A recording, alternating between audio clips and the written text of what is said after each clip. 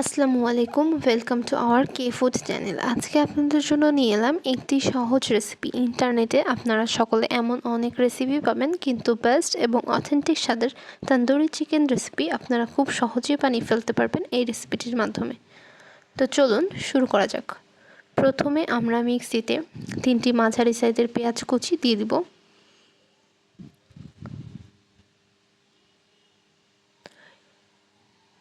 এরপর দিয়ে দিব 2 টেবিল চামচ টক দই।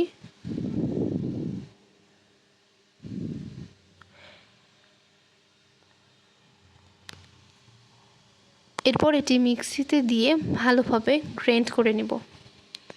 একটি বোলে 3 পিস চিকেন নিয়ে নিব এবং পেঁয়াজ এবং টক দইয়ের গ্রাইন্ড করা মশলাটা দিয়ে দেব।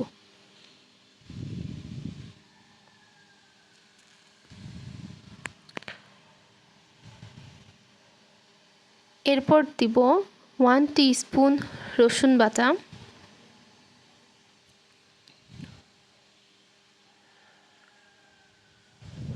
1 টিস্পুন জিরা বাটা,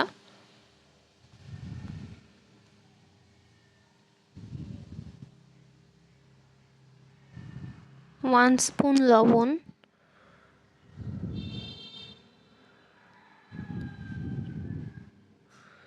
1 স্পুন মরিচের গুঁড়া,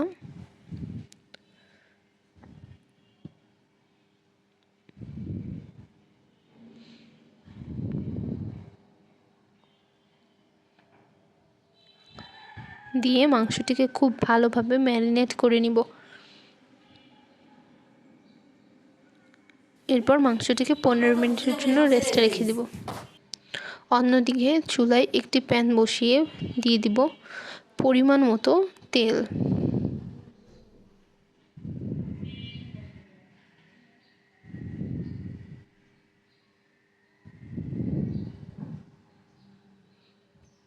তেলটি ভালো মতো গরম হয়ে গেলে এখানে একে এক করে মাংসের পিসগুলোকে দিয়ে দিতে হবে।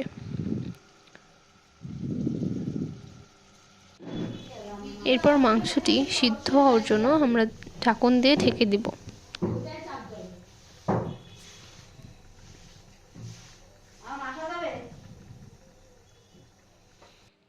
এরপর 5 মিনিট পর ঢাকনা খুলে চিকেনের পিসগুলোকে ভালোভাবে উল্টে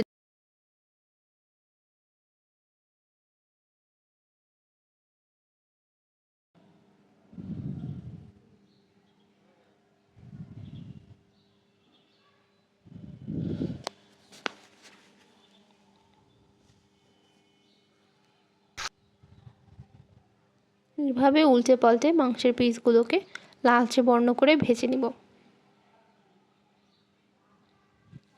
এরপর চিকেনের পিসগুলো একে একে তুলে নিব।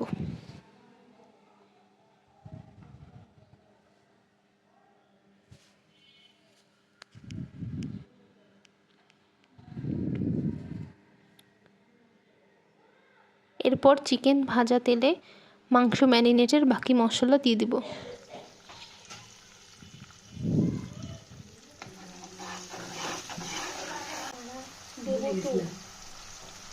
এরপর একটি বাটিতে 2 টেবিল স্পুন গুঁড়া দুধ এবং 3 টেবিল স্পুন পানি দিয়ে দুধ গুলে মশলার ভিতরে দিয়ে দিব ভালো একটি ফ্লেভারের জন্য।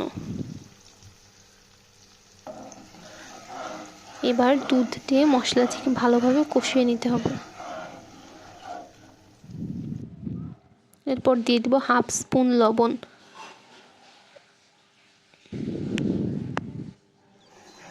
এরপর মশলাটি ভালোভাবে কষিয়ে নেব।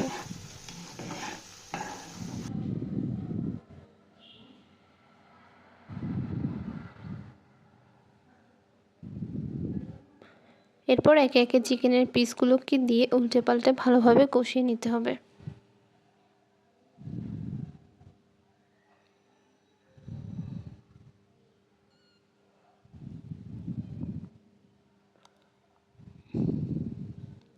মাংস কষানো হয়ে গেলে সামান্য পানি দিয়ে দিব মাংস সিদ্ধ হওয়ার জন্য।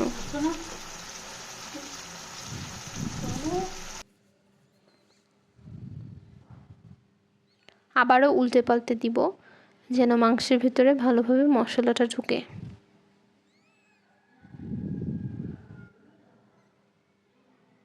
এরপর চিকেনটিকে ভালোভাবে রান্না করতে থাকবো যতক্ষণ না পর্যন্ত মশলা এমন চিকেনের গায়ে মাখো হয়ে আসবে ততক্ষণ রান্না করতে হবে। এরপর পছন্দ মতো করে প্লেটে পরিবেশন করে পরোটা বা পোলাও দিয়ে খেতে পারেন। এমন সহজ রেসিপি পেতে কে ফুড চ্যানেলের সাথে থাকুন। ধন্যবাদ।